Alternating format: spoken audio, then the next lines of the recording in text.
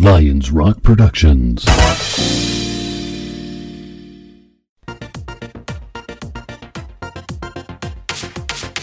This is Popping the Bubble with hosts Sandra Ponce de Leon and Pete A. Turner. Hi, this is Ben Bartlett, Vice Mayor of Berkeley. And this is Jeremy Gardner, venture capitalist in the blockchain space. And this is Popping the Bubble. Oh my God, that is so amazing. Well, this is a first. We have two amazing guests on at the same time, Ben Bartlett and Jeremy Gardner. Thank you guys so much for joining us. We're so excited to talk to you, Ben, about these amazing, innovative initiatives you've got going on with the city of Berkeley. You are a longtime Bay Area native. Your families go back generations. You're a lawyer. You're an assemblyman. You're actually running for state assembly. And you're also running the Berkeley ICO, City of Berkeley ICO. Amazing. Can you just tell us a little bit about, what brought you to this point? How did you decide to get into the field of public service? Well, it's something I never imagined was the right life for me, actually. And I think like a lot of people, I had a negative impression of politicians. I felt that they were ineffectual and out of touch, not really serving the needs of the people. And I was kind of proven right, actually. A couple of years ago, my mother, who is in her 70s, a retired school teacher, and she is a fourth-generation native of Berkeley. And, from a long line of good people, and she's done a lot of good things for society. Well, she and her neighbors, there are about 20 of them, all living together in this one big apartment building in Berkeley. A developer bought their building and immediately turned the heat off and the water off and damaged their cars, lost their rents, lost their checks, and then tried to evict every month. And it was deep harassment. It was severe harassment. Horrible. My wife and I got involved. We're both attorneys. A couple of things happened. In the time we engaged the process to protect her and her neighbors began to leave. Some of them died. Some of them got sick. The final day where there was a hearing at the local rent board, like a little small hearing place, we were going to do the little trial. And the last guy there who was going to come with us, my mom, he had a walker, he was a veteran, he had a stroke, and he said, he stopped and he goes, Ben, I'm not going to go through with this. And we're like, what are you talking about? This is easy. It's a layup. This is harassment. And he goes, it doesn't matter even if we win, because at the end of the day, if they don't want you here, you can't stay. And I was like, what the hell are you talking about? I want you here. You want yourself here. Who are they? What is this? Mm-hmm. And simultaneously, when I was pursuing a plan B for my mother, I saw that there was no senior housing. There was a 17-year wait list. 17 years? Right. Wow. So right away, it occurred to me that there was a twin problem here. Mismanagement. The authority that makes senior housing had $1 billion surplus, I discovered. Really? Yes, and in business, you can flip $1 billion to $7 billion and handle your needs. But they didn't, because of the second problem, the lack of respect for the people. I decided to run for office, for city council. And this was how long ago? This is 2 years ago. Just 2 years ago, okay. Yeah, decided to bring back respect, and then apply some real world applications to fixing the problems around housing in particular, and around opportunity for people to live a good life. Amazing, amazing. Wow. Such a compelling reason to get into this line of service. So thank you for doing that and for what you're doing. So you've just been you've been vice mayor now for a couple of years, but you've actually already accomplished so much. I mean, you have a long list of accomplishments, everything from making Berkeley a sanctuary city for marijuana to I can't list them all off because there's so many. But what is the thing that you're most proud of, that since you've been working with the city of Berkeley? Well, my office has been really, we've been tasked with really driving innovation for the people. And so we've authored our 45th policy just last week, and that was the creation of a health innovation district. And we partnered with the local large healthcare companies, the Kaisers of the world, and then the local startups, including blockchain startups, nonprofits, and the university, to create a new fulcrum for healthcare delivery. Because we're seeing that the largest increase in bankruptcies are occurring due to healthcare costs, and that our people are suffering needlessly. So we're trying to initiate a real systemic evolution in and healthcare delivery models. And phase 2 will be next 2 weeks, where we're going to create a health innovation business district. So this creates a baseline source of funding, so you can leverage to drive all sorts of investment in new technologies, new delivery models, to disrupt and extend care for ordinary people. So I'm proud of that, of course, but I'd say that the thing I'm most proud of was when we first took office, there were 2 deaths that happened among homeless people. They died of exposure. And Berkeley has over 1,000 homeless people, 1,400. California itself has 150,000 homeless people. And on an aside, I just want to say that that is clear proof that the status quo has failed us. Yes. And needs to be upended and replaced. Absolutely. Let's establish that right now. Absolutely. And those numbers are projected to grow by a factor of 5 in the next 3 years. When we had the homeless deaths, and we're like, okay, well, let's make some homeless housing, right? It should be pretty cheap. Throw something up real quick, at least to demonstrate for the region, right? We're just one little town, but we pride ourselves on being first movers on things. All of a sudden, so I traveled the state, looked around, talked to people, found a new model for homeless housing, these like boxcar style apparatuses, these micro pads. They're beautiful, about the size of a parking spot, but it's all in there. Yeah. The TV, the couch. Really? Wow. The toilet, the sink, everything, the shower, really space age. And so like, okay, well, let's do this. Let's create a new model to fund it. Let's have the developer front the cost, and we just rent to own for 20 years. And the cost differential in that model, and plus with the prefabrication, is transformative. A normal building for supportive housing would cost you $65 million. It would take you 12 years to get it together, to build it. And this model goes up in 6 months and costs only $8 million spread over 20 years. And the first floor, you can have some nonprofits and healthcare people, different funding mechanisms. And so I was so proud of that. And then we went to go vote on it, paid a visit by the local unions. Oh. They were very upset. And that's when I learned that this model had been attempted before.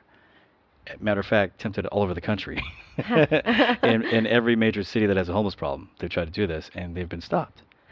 By the unions. Yes, because the units are prefabricated, and that takes jobs away, right?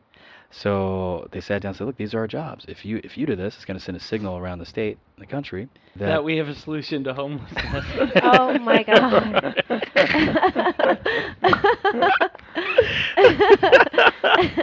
And so I was like, okay, well, all right, well, because it's my job and my day job to think through new models, right? It's what I do for a living.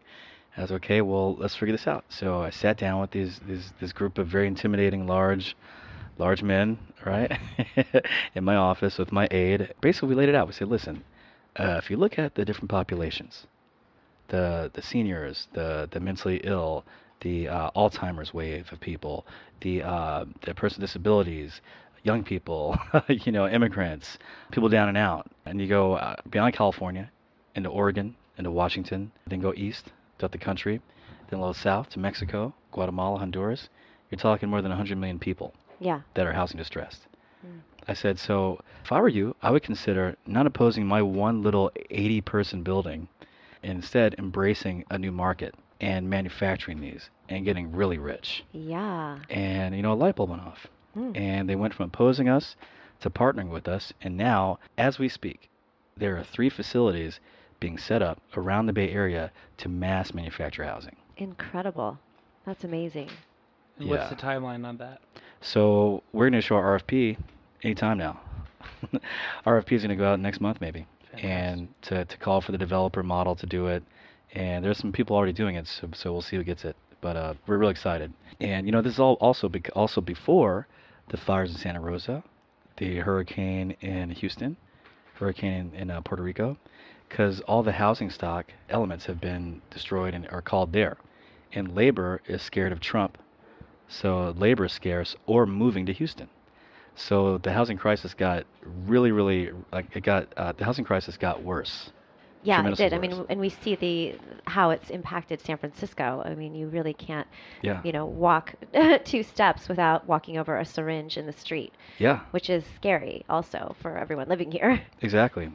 So that's the deal. All the sheetrock in the country is in Houston now. So the prefabrication of housing was a very prescient thing that we just happened to get lucky with. And I'm super excited about it. Yeah, it's just so nice to hear that someone is actually working on the issue of homelessness, which has become, such a rampant issue for us here in San Francisco in the last 10 years. Well, one thing that I've discovered coming from one of the most liberal cities in America, perhaps even more liberal than Berkeley, is that many historically liberal political positions run directly counter to innovation in the most important industries and areas of crisis in this country, whether it's housing, whether it's healthcare. It's fairly remarkable because I always thought liberal policies were like the social good, or education's a great example. The teachers unions can very much inhibit progress in areas of our society where we need progress most, due often to unionization, and it's great that there's been some progress convincing these people to innovate, because innovation is not their MO historically. Yeah, so building off of that, you've got some new upcoming initiatives and really exciting with the city of Berkeley and launching an ICO, which is an initial coin offering, which just learned about through Jeremy what that all means. Oh, I missed that. Yeah. So talk a little bit about that and talk about your smart new path. I want to hear all about it. Well, we're super excited about this. I've been seeking, so building upon the housing issue, right? Yes. Recognizing that the average age of a homeless person, I think, is approaching 60 at this point. That itself is terrifying, right? Seriously. And again, I'm trying to prevent what happened to my mom from happening to anyone else ever again. Yeah. That's my MO. That's my get up in the morning. So housing production, right? Breaking the cost curve. That's what we try to do with the prefabrication. But now we run up against another problem. Actual funding, right? The state is not funding enough. Federal government not funding enough. Federal government's retracting funding. And the state is allowing funding as well. But let's examine real quick, on a quick aside, the nature of funding for housing, because it's going to touch on your point about the status quo and the lack of innovation. Los Angeles just did a $1.2 billion, with a B, billion-dollar homeless housing bond, right? And they have 60,000 homeless people now. It's going to grow. And guess how many people are going to be housed over 10 years with that $1 billion? No idea how many. 10,000. Oh, wow. So again, funding and also Not a solution. stale delivery models Yeah. of the funding, right? We've been seeking a way to create funding and also impact delivery models as well for the funding. And in my day job, where I work in environmental law, I do renewable energy business model design, P3 investments. I was at a conference, Smart Cities in Cleveland, and there's a presentation about charging stations. And I just worked on a very large-scale electric vehicle charging station investment protocol, using private and public money together, tied to people working from prison, coming out of prison, to help build them, workforce. Oh, cool. Really cool. And so we're in Cleveland discussing new modes of re-urbanizing cities and turning old cities into new cities. And this one conversation centered around the use of electricity, the electron. And I thought about this a lot, and I've spoken about this ever since, my own remarks and speeches. But, the electron is now a tripart thing. It's energy. That's your charging stations for your cars and your phones, right? And your computers. It's information. That's your internet, right? And now it's currency. Yep. It is currency. Yeah. It's so, and leveraging the power of the electron. That's what makes us breathe and live too, it. right? Yeah. That's the thing, because that's unlimited and it's everywhere. And so I knew that I had to get that going for the people. And so I've been listening to smart people like you and observing things, and I tried to explore the creation of a solar coin, some sort of a coin to deal with electric vehicles and cell phones, to maybe help people move around electrons between each other. I was exploring that idea. Then recently, just a few months ago, the idea took shape. This is after Donald Trump announced his intentions to severely cut the HUD budget, that's the Housing Urban Development budget, also to lower the corporate tax rate from 39% to 18%, which he did. And that's important because people that build affordable housing and people that build like solar panel arrays, they use tax equity finance. And what this means is large corporate entities that have big tax load, they can offset their tax debt by investing in good things, essentially. And so that's the tax equity finance market.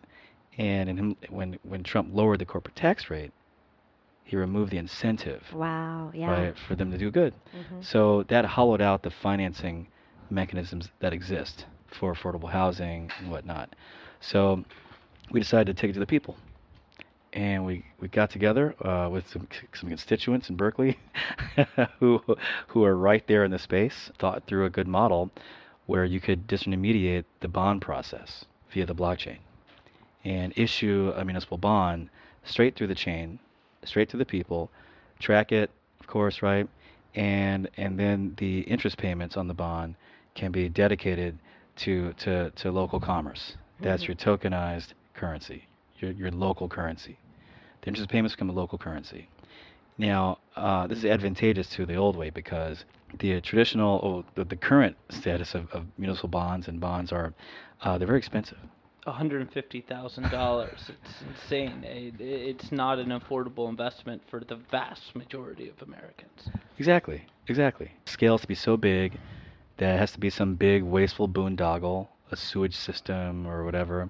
You can't do anything small, anything targeted, and it's Hmm. slow. You can't be fast, and also with the way we call them microbonds, the way the microbond is set up, the buy-in is $25. And see, this is important because my larger platform, from housing to energy, is about ownership because we're projected to have zero assets in the next generation. Hmm. The overwhelming majority of Americans, zero assets, not owning any property, and not owning any stocks and bonds. That is a condition of servitude and instability, and we got to resist that. We have to Right. create models of ownership so we can continue the halo of the middle class that we're benefiting from right now. Hmm. That's slowly eroding, Hmm. not slowly, pretty quickly eroding, right? And so the ICO model is so attractive because it gets around the incumbent players, the entrenched VCs, the Wall Street banks, the commercial lenders, and the government. It Hmm. goes straight to the people. Yes. This democratization of energy, right? And so we figured, okay, let's do this because on the one hand, we can solve for both halves of the zero asset problem. The micro bond creates a financial asset that pays you. You can own it, and it's tied to something that's also created for you. Hmm. you know, it's something you own. And so going forward, our hope is to prove this concept out in Berkeley, and then roll it out in a much larger way for the country and the world. Amazing. That is so innovative, and I still just trying to get my head around it because these concepts are so big and impressive. And so, talk a little bit about, you talk about the smart path. Okay, What's the smart path? so the smart path is, once I got going on this, once I really committed to embracing this new economy and helping to promote it and help deliver it, it's okay. Well, let's put our creative energy towards it, right? And to solve for the zero asset problem, Right. right? Because that is the reason I get up in the morning. It's the reason I go to work. It's the reason I invest in business. It's the reason I write laws. Okay, so the smart path is a doctrine. It's an investment slash policy prescription that I'm promoting. And essentially, it involves three main elements. One, the extension of capital, right? The expanding capital, making capital available to more people, and the expansion of asset-backed securities, and the evolution of public finance, right? Tied to private partnership. And the second element, robust smart contract, right? And smart contracts with programmable currencies. So this is meant to create pathways for the $2 trillion of impact investment capital that is bound up looking for a home. That's right. The velocity of capital in the world has frozen since 2007.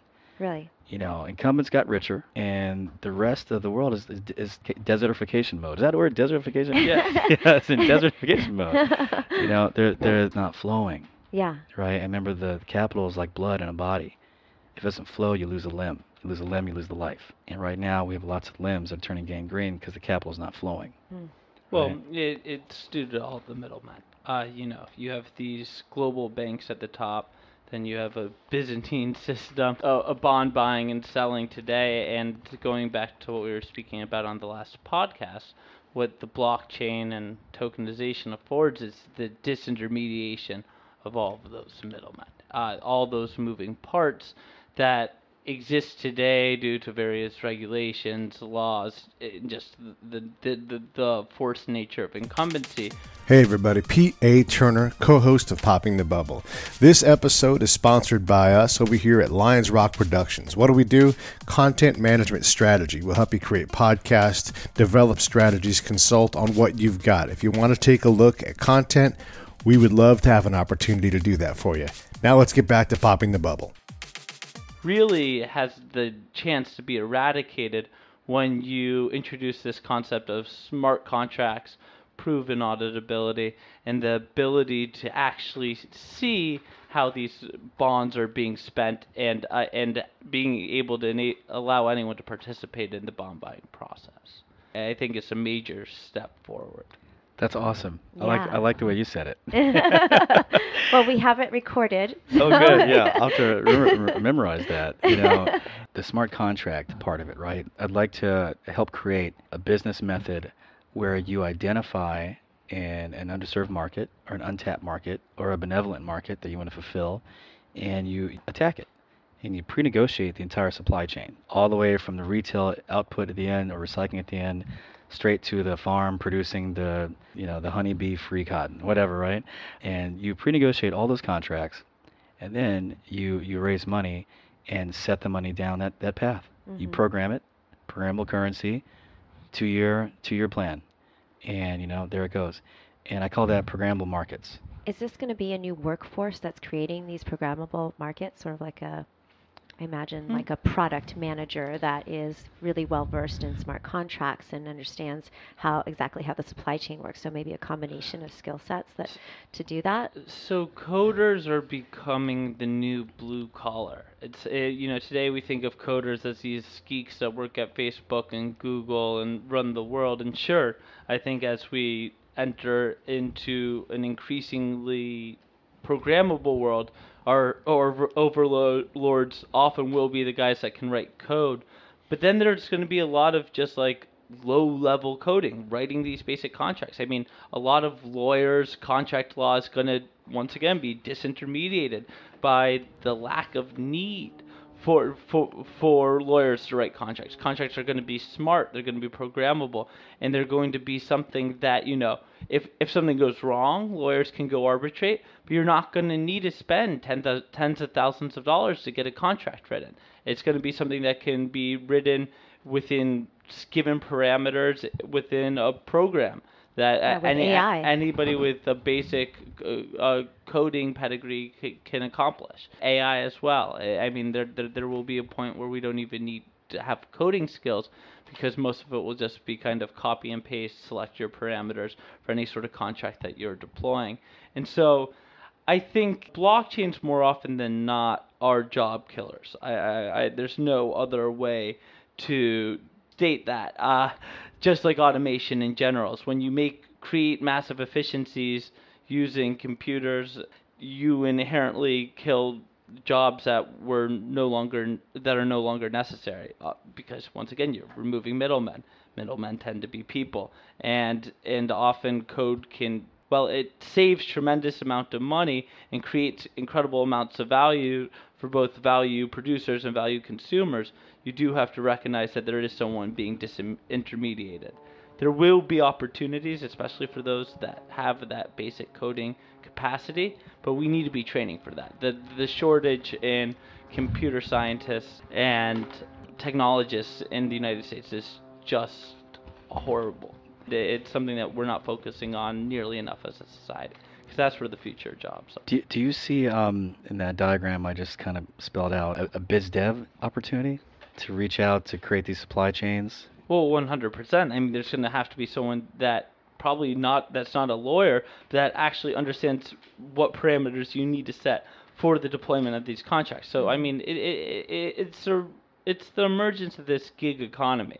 you're gonna have somebody that comes in, tells you this is what you need to do to create this smart contract for your cotton production, and that person's not going to be a lawyer. It's probably not going to be a programmer. There's going to be a lawyer on the far end of things if something goes wrong. There's going to be a programmer that wrote the code for the software that you're using to deploy that smart contract. But really, yeah, it's going to be some biz dev guy or consultant that helps you figure out how to deploy one of these contracts and how to set the best parameters. Well, it's exciting. To the job elimination, right? That also dovetails with the zero asset future, right? So the third leg of the smart path is have data, personal data, be declared a sovereign property right? So data sovereignty, and that would allow people to really access I keep hearing this number. I heard 170 times your data is transacted a day. Down the line, I've heard that number. Yeah. So imagine your bot goes to every real-time bidding auction or whatever, and says, "Stop! Under the 2019 Bartlett law, this auction you must cease and desist until my client gets paid." Right. And then you could create basically a humanized version of mortgage warehousing and mortgage security bundling, and pull together these $200 a month payments we're going to receive for our data into a new form of investment and market making and wealth building for people, and UBI ultimately. Yeah, if electrons are the new currency, data is the new oil. There's more value in data today than any other asset in the world. I mean, look at the largest companies, whether it's Facebook or Google or Amazon. I mean, their business, much of it derives from their ability to mine and harness your data for their own good. And well, that's great for Amazon and Google and Facebook. It's not really good for consumers. And what blockchain technology affords is the ability for people to take ownership of their data and be in control of who has access to that data, whether it's in healthcare or whether it's in advertising, and be able to monetize that data. That will be a huge source of income for people moving forward. And yeah, we eventually will have to move to a universal basic income system. And while some economists may call that crazy, we're entering an age of abundance where the means and costs of production are dropping so rapidly, and our ability to produce food and clean water and electricity is so low that there's no reason why there shouldn't be a basic form of income. Ensures everybody has at least a very baseline way to live.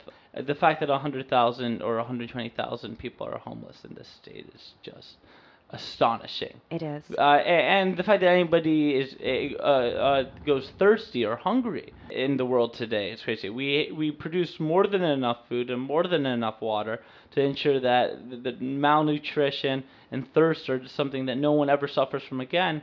But it has to do with imbalance across the world and even across our society. It's one thing to say, people don't have enough food in Africa, and that's a problem that needs to be solved in Africa. But there's no excuse for why we can't solve hunger and why we can't solve thirst and malnourishment in the United States. Yeah, or have people dying on the streets of Berkeley. We completely have the means for that. Yeah. Blockchains can get us closer to that, but they're definitely far from a silver bullet. Mm-hmm. Wow. Getting back to the ICO, I mean, how do you envision this actually working? Is there going to be a coin, a Berkeley coin that residents will be able to use? How does it work? Well, certainly. And so the Berkeley ICO is actually meant to prove out the three elements of the smart path: the asset increase and finance extension. That's the bonds and the blockchain, right? The microbonds, programmable currencies, and the smart contracts. That's the tokenized bond. Because it's also going to be for like a homeless voucher, it's going to be for use in local stores, so it's going to be programmed. So you can't use it for cigarettes or vodka because you might give it to a homeless person, right? And it's going to be for local stores, and it's also going to be a communication portal, an omnidirectional communication portal, so you can receive coupon announcements, you can choose the next project, you can come together as a community, right? And so that's the smart programmable currency, programmable markets, right? And then the third element, of course, the exchange between consumer and participating store, right, will generate data. And that data will be captured by the token and owned by the holder of the token. So that gets us to the third point, the data autonomy for personal revenue generation. So this is meant to be the nodes of the smart path proved out in Berkeley. So really excited about it. I spent a lot of time thinking about this. Right. A lot of time.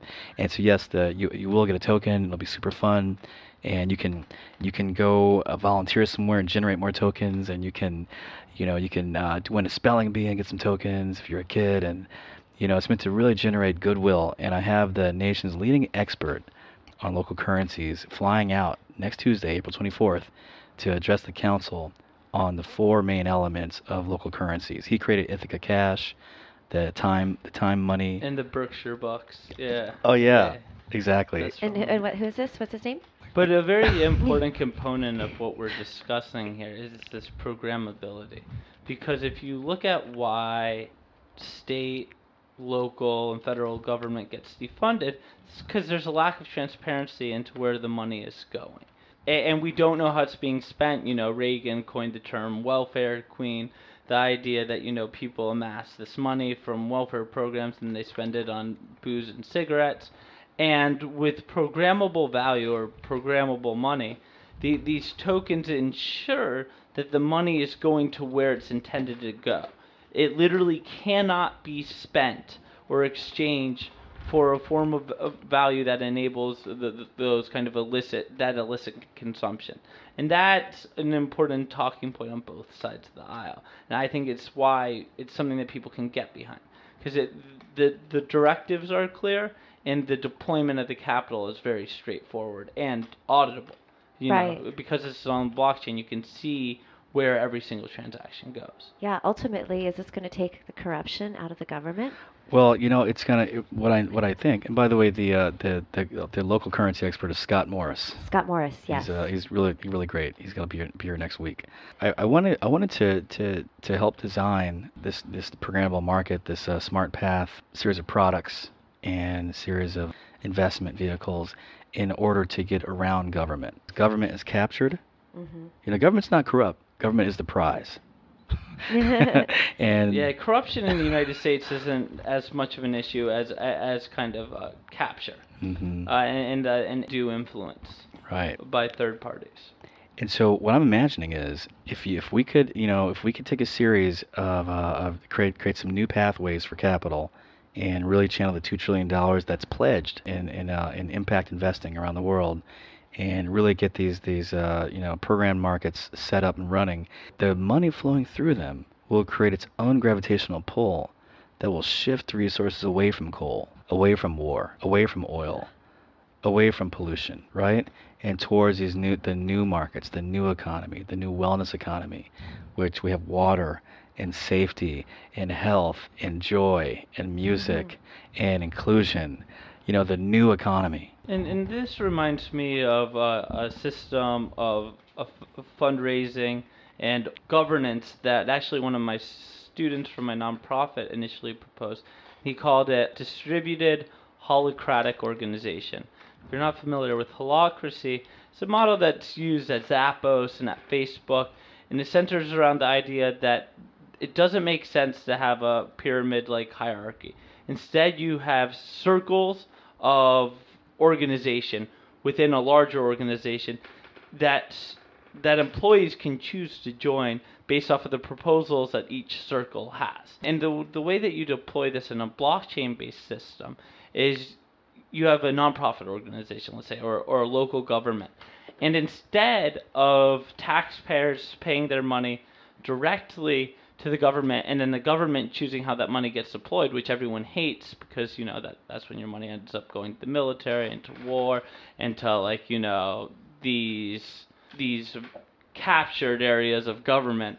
And instead, what you can do is instead say, we have all these proposals in the city for different projects that need to get done, and what voters and taxpayers can do is actually choose where their money goes or what portion of money goes to each project, And then if you're using a token-based system, you can actually see that the token goes to the project and not these insane administrative overheads, not to government bureaucracy, but actually accomplishing what needs to get done in a city, state, or at a federal level, ideally. It works well for private charities, but I don't see why it couldn't work for governments. So when it does come to government, we're talking idealistically on what works, and this is tough because this has not been tried before. So you're I mean, it's been applied in other areas for sure, but you're trying to apply it in a government sense. I've done a lot of time overseas in combat zones, looking at how we try to nation build, and it's really hard. Part of it is because the money is crazy. We're going to pay someone $1 million to build a park. They're like, built, and you're like, that's the same piece of land it was yesterday. Like, it's not a park anymore. So I get the idea that you can buy a token and especially invest in, like in your case, right in Berkeley. I want my money to go here and help the homeless here. But the application, when you actually get down to the ground and you're trying to do a project, one of the things I saw was as we brought in resources, it wasn't omni enough, right? So this tribe got something and that created conflict all around that tribe. You know, even if it's the perception of that. So as these tokens come out, how do we still deal with perception? I mean, what if, like Devone Bogan, right? He goes to Richmond and he craters violence in the area. I don't know if you guys know what he did, but he went out and he said, give me the worst 25 guys you can find, and I'm going to first apologize as a society for leaving you behind in the community where there's violence everywhere. And second, we're going to figure out what your plan is. And he talked to them from their level, basically created uncles for them that guided him through a process. And it works, right? Here's the thing. People in the city council, as the crime rates are dropping, are still pissed at him because he's outside of the system, right? There's this all this perception. So how do you, this is all beautiful, I love it, but I mean, these are the hard questions, like the actual practical thing. Go ahead, man. Well, this is the beauty of blockchains and smart contract technology. It's you have total accountability. When I go and pay for a specific municipal project, my money doesn't just get sent to the contractor immediately. Maybe the first 10% of the money goes to the contractor, but then there's accountability. In theory, you can have either me or someone that I delegate to go ensure that the project is getting done, it's being done in a timely, non-wasteful manner, and the contract isn't issued out all up front. If the developer is not doing a good job on the project, I can say they either need to change the way that they're acting, or they'll change the way that they're deploying capital, or we need to go and find a new contractor to go build out this project. And the money shouldn't immediately be released. The beauty of a smart contract is it can be voted on when different tranches are released, and there's much greater accountability. And it also increases civic engagement exponentially. All right. I love that you brought up tranches. And I'm having this conversation because this stuff is hard. And I want to push because if this idea is great, which I do believe it is, it can withstand some rigor. So we use tranches in Afghanistan, right? And as you go to assess the process, there's the commander sitting there. This is an actual firsthand tale of what happens. And they said, okay, let's evaluate all of the government capability here in Afghanistan, right? Yeah. And you look around the room, not one Afghan in the room, first of all. My favorite question, hey, where are the Afghans? And they look at me like, Pete, shut up. We're trying to evaluate stuff here. Okay, how's the government doing? Well, it's all right. How's the hospital? There isn't one. Okay, it gets a go. We're going to advance to the next tranche because organizations, especially governments, can't stand mediocrity, right? It has to, whether it's real or not, it has to advance, right? And so again, you have this problem of perception and performance. So you can have a blockchain system, but that doesn't mean that there's not going to be a perception of failure that becomes reality. And also, tranches, at some point, I understand that in the blockchain thing, you're doing proof of work and everything, but it has to be realized on the ground. We could build the best police force in the world, have their army out and train these guys, but if no one's ever going to call them, they don't exist. Right, and this is the problem with governments, right? This is the question I want to ask you, Ben, is just how do you get over that perception problem? Well, the best, I'm sorry for interjecting, but the best government services are the ones that you never see. It's the same in IT, it's the same in police. If they're doing a really good job, you don't really ever notice them because you never need them. The only time you ever need government services, and this is why they are, in fact, intermediaries, is because they come in when you can't solve things as private citizens yourself. And so the best thing a government can do can be kind of not there until you need them, and then having measures of accountability really helps. And the difference between Berkeley and Afghanistan is that we know the local contractors. It's not some random folks that say, oh, I had a construction company for 20 years in Kabul, and it turns out that there's some random guy off the street, and there was no vetting. We know who the construction company is. Okay, so you have a construction company, because I've done some of this stuff in Solano County. We build a project. We want people to walk and ride bikes to work and that kind of thing and use things. And I really want to get your feedback on this too, Ben. And so I was on a walking committee, and so you look around and we're going to put bike racks so people ride their bikes. Well, no one's going to bring their $6,000 bike to the train station and leave it in a bike rack. So I see all these empty bike racks, right? So the perception is that we're going to create this walking society. The reality is we've wasted a lot of resources because the performance isn't there. But in reality, it is, because there's a bike rack there. We just haven't, again, created that perception where people pick up their bike, lock it in a box or whatever. Ben, how do you deal with perceptions? Well, I think a lot of the issues you're mentioning here, from the underutilized bike rack to the failure of a pedestrian plan, right? Afghan people not channeling resources the way you'd like them to when you tell them to build things. All three of those share the same issue: a top-down approach. Nice. All three of those.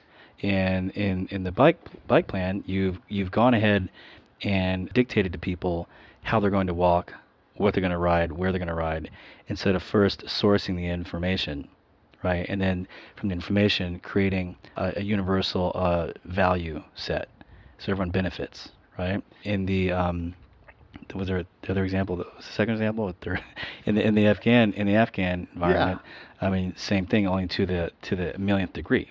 We have a colonized group of people living in a war zone, who at this point are so far removed from the Ken Wilber talks about the spiral dynamics. Okay. He's a philosopher. You know him? I know exactly what you're talking about. Oh, cool. Yeah, he's pretty. I like his stuff. He talks about the stages of growth, right, and development. I keep it on my phone as my screensaver, so I'm always thinking about it. The democratic institutions that guarantee fair play with contract issuance, right, and building things and making sure it's a good job, that's fairness. Those don't exist in a context that is not also buttressed by institutional fairness. Yeah. For everyone else, right? I mean, I think honestly, in that situation, you're gonna have to first build up fairness from our part, the occupier, and then spread that fairness out to the community. We're not occupiers. We're benevolent. Okay, sure, yeah. Well, I don't want to qualify it, but there's a lot of shooting going on. Yeah, no, it is hard because there's a lot of conflict and instability. The other thing is that there's a lot of. But I just want to say before I forget, I think it's super important to maybe draw from the example that I brought up earlier with the unions and the homeless housing thing. That was going to fail until there was a universal value set created. The union's going to make money, the homeless get a housing, the city gets people off the streets, merchants have cleared sidewalks, and John Q. Public can go to bed at night feeling good about their society. So again, I think, if you listen to what the issue is and really design value sets, but that requires a fundamental shift. And I'm telling you, as an African American, that has to happen inside the minds of rich white people. Sure. Yeah. When they decide that they need to create shared value and universal prosperity, and that will lift all the boats much higher than it is now. Yeah. Once they accept that fact that no matter who you are and what you look like and what language you speak, you deserve a good life, then a lot of this will just start to make sense. So, that's an ethical evolution. Oh no, that takes time. That has to happen, Yeah, I think you guys are a part of it. And the people I see involved in the blockchain now they're imagining a better world, and I'm super impressed with these young people.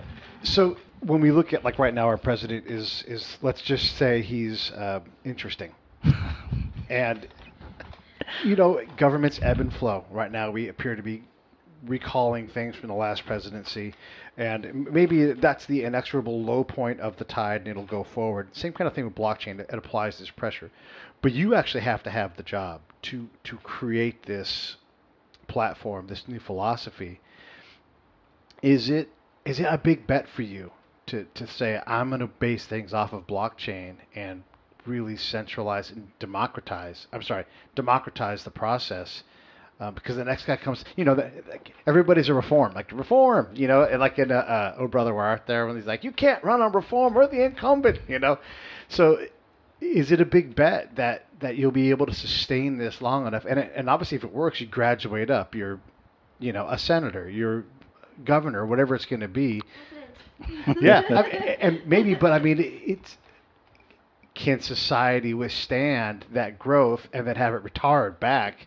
Or do we just say, oh, that's crazy? Because we are talking about a big shift. Right. Well, it is a big shift, but if you look at it, if you pull back a little bit, pull back the frame, I would argue that it's actually a continuum, that this is like a 2,000 year journey of progress, because despite, the wars and the homelessness and et cetera, this is still the safest, best day in human history today.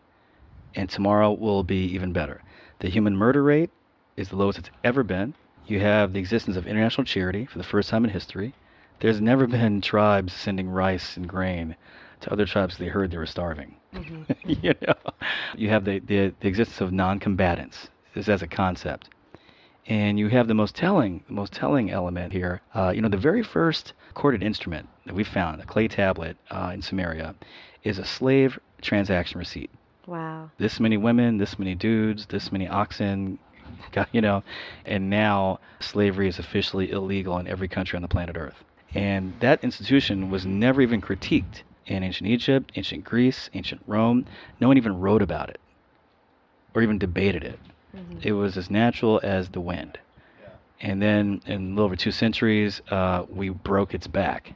So I would say that the movement toward, a better life and human togetherness is just continuing, and this is just one more chapter in that story. The internet was one before it. I come from South Berkeley, home of the Fair Housing Act and the Clean Air Act, which created the EPA and created the mechanism to buy housing for the whole country.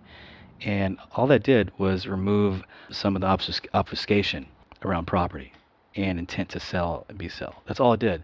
So in a sense, it was kind of like the blockchain. It was, disintermediating or at least providing transparency that created a mechanism that produced a whole new generation of wealth in America.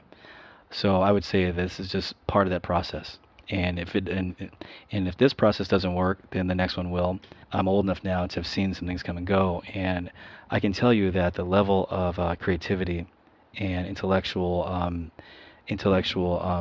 spirit I've not seen since 2003. Yeah. When the internet was coming online. Definitely. I feel that too. This young man right here is just... I know. So excited.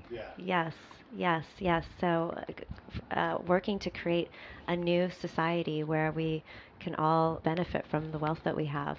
I love that. I love ending on a positive note. And good luck to you, Ben, Thank you. in your campaign. And we are here to support you 100%. Thank you. Thank you, Jeremy, as well, and for all you do with your nonprofit work and investing in up-and-coming, rising startup stars that are changing the world. I love it. Thank you both for joining us. Thank you. My pleasure. Thank Awesome. you.